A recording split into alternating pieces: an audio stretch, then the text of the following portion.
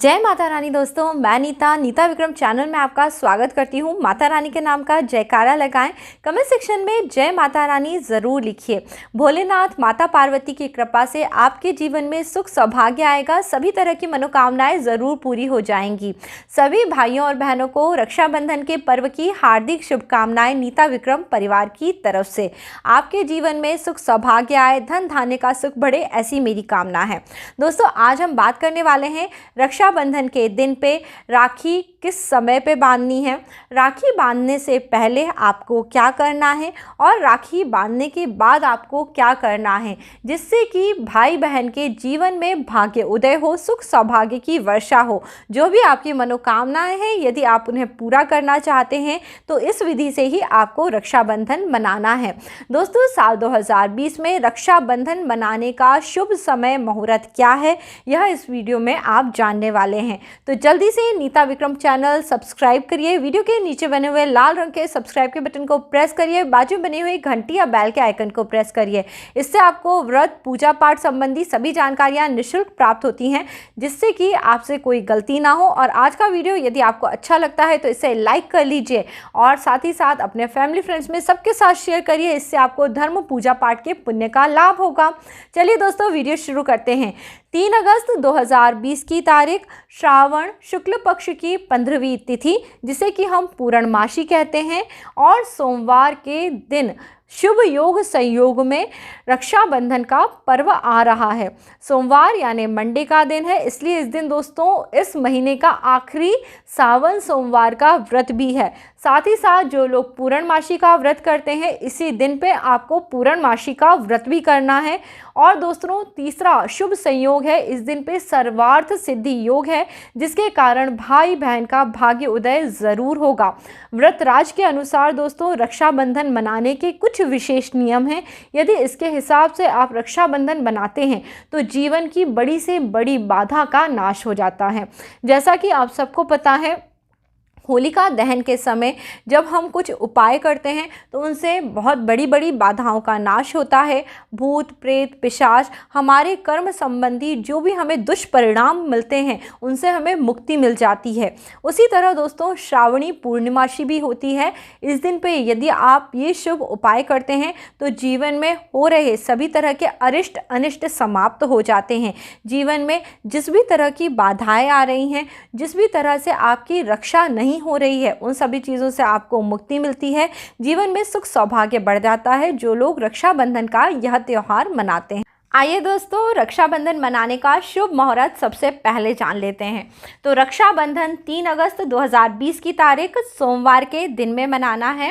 इस दिन पे रक्षाबंधन मनाने का शुभ समय है सुबह 9:28 से लेके रात्रि में 9:11 तक।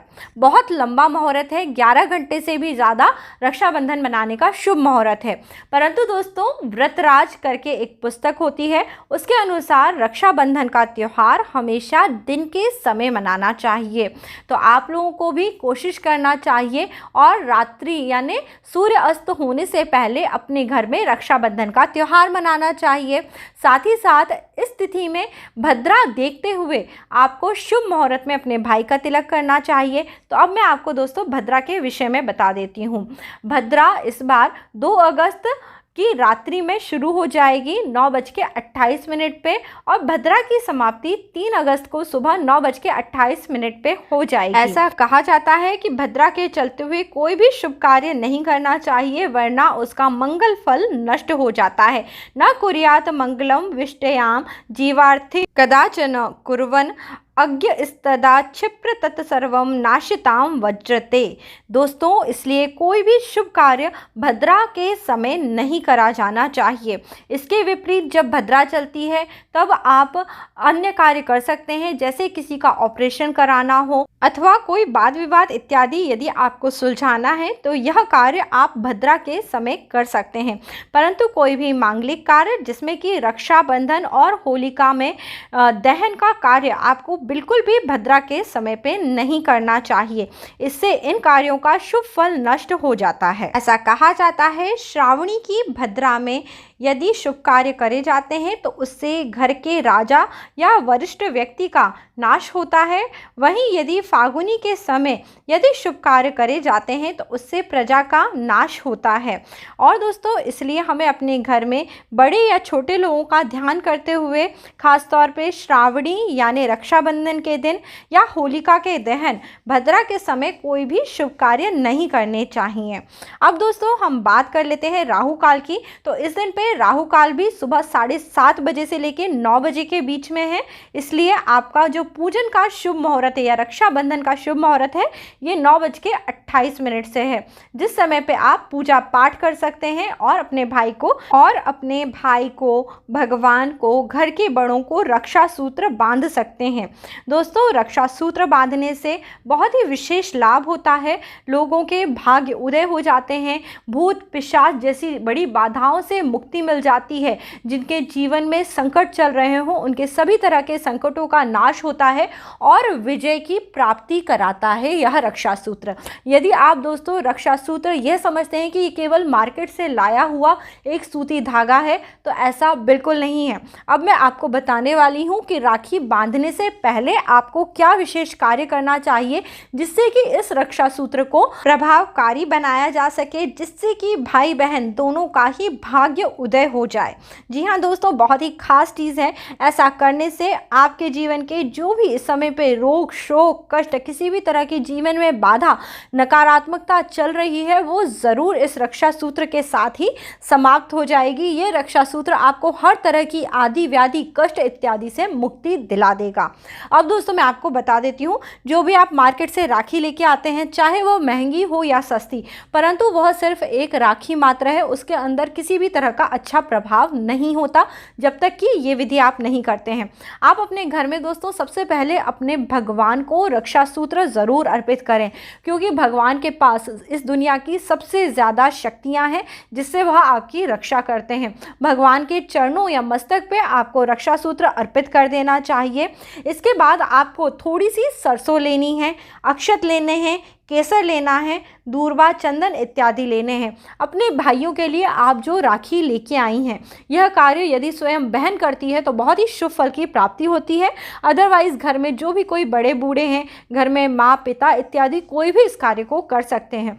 रक्षा सूत्र को भगवान के सामने रखना चाहिए, उनके ऊपर थोड़े से सरसों, थोड़ा सा अक्षत, चंदन, केसर, दूर्वा इत्यादि अर्पित करने चाहिए और भगवान से प्रार्थना करनी चाहिए कि यह रक्षा सूत्र हमारे बच्चों के जीवन में भाग्य उदय लेके आए या मेरे भाई के जीवन में भाग्य उदय लेके आए, उन्हें रक्षा दे और उनके जीवन के जिस तरह के भी कष्ट हैं वैसे ही हर ले जैसे कि उन्होंने देवराज इंद्र के हरे थे। इस तरह से प्रार्थना करते हुए आपको अपने रक्षा सूत्र को अभिमंत्रित कर लेना है और मध्याह्न के समय यानी दिन के समय भाई को अपनी बहन के पास बैठना है। घर में जो भी आपके सबसे अच्छा साफ स्थान हो, वहाँ पे भाई बहन को ज़मीन पे बैठ के रक्षाबंधन का यह त्यौहार मनाना चाहिए। ज़मीन के ऊपर कोई अच्छा पटा, सुंदर चौकी इत्यादि लगा दें। बहन को भी किसी आसन लगा के बैठ जाना चाहिए। पूजा की थाली लेके आएँ जिनमें दीपक हो, अक्षत हो, रोली हो और कोई मेवे मिष्ठान भी हो सकते हैं। यदि आपके पास नारियल है तो नारियल भी आप ला सकते हैं और उसे पूजा की थाली में रख लीजिए। भाई अपने सर को ढक के बैठे जिससे कि उसको पूजा का पूरा फल प्राप्त हो। कोशिश करें कि अपने हाथ और पैरों को ज़मीन पे मत रखिए। दोस्तों, जब भी हम पूजा पाठ करते वक्त अपने शरीर का कोई भी भाग ज़मीन से स्पर्श कराते हैं तो पूरा पूजा का जो फल होता है वह ज़मीन में अवशोषित हो जाता है। जूते पहन के ऊपर स्थान पे बैठ के रक्षाबंधन का त्यौहार मनाने से आपको बचना चाहिए। इससे आपको शुभ फलों की प्राप्ति नहीं होती है। अब बहन को अपने सीधे हाथ से भाई का तिलक करना चाहिए। दोस्तों, हमारा सीधा हिस्सा जो शरीर का होता है यह जागृत होता है। हमारे शरीर का जो उल्टा भाग होता है, वाम भाग होता है, इसमें इदा नाड़ी होती है और सीधे हिस्से में पिंगला नाड़ी होती है। तो जब भी हम अपने जागृत भाव से कोई कार्य करते हैं उसमें हमें विशेष फलों की प्राप्ति होती है। अपने सीधे हाथ से जो छोटी उंगली के पास वाली उंगली होती है जिसे हम तर्जनी उंगली बोलते हैं, भाई को तिलक तिलक लगाना चाहिए और उसे अंगूठे से ऊपर की तरफ ले जाना चाहिए। इससे आपके भाई की तरक्की होगी, जीवन में भाग्य उदय होगा। मस्तक पे थोड़े से चावल लगाने चाहिए और सर के ऊपर भी उन्हें छिटकना चाहिए। इसके बाद जो रक्षा सूत्र आपने अभिमंत्रित करके रखे हैं उन्हें आपको अपने भाई की कलाई पे बांध देने चाहिए। उसे अच्छे से गठान लगा के बांधिए, जिससे कि वह वर्ष भर में जितने भी समय आपके भाई की कलाई पे बंधा रहेगा उसको रक्षा देगा। उसके जीवन में जो भी अड़चनें आ रही होंगी उन सभी अड़चनों को वो दूर कर देगा। इस तरह से आपको अपनी बहन से रक्षा सूत्र बंधवाना है और उसके बाद आपको अपने भाई का मुंह मीठा करना चाहिए और उसकी आरती उतारनी चाहिए।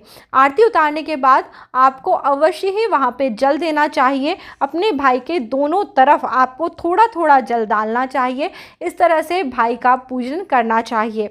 भाई को भी अपनी बहन को कुछ न कुछ दक्षिणा स्वरूप में ज़रूर देना चाहिए। ऐसा करने से आपका बुध ग्रह बहुत ही मजबूत होता है और बहन के द्वारा दी हुई आपको आशीर्वाद के फलस्वरूप जो भी शुभकामनाएं प्राप्त होती हैं उससे आपके जीवन का भाग्य उदय होता है, तरक्की होती है।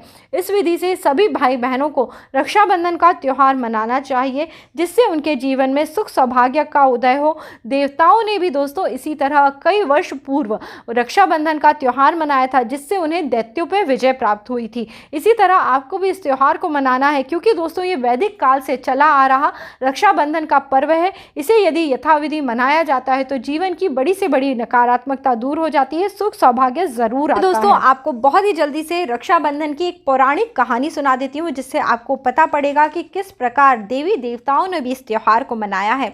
एक समय की बात है, देवता और दानवों में 12 वर्ष तक युद्ध चलता रहा, परंतु देवताओं की विजय नहीं हुई। तब बृहस्पति जी ने ऐसा कहा कि अब इस युद्ध को रोक देना चाहिए।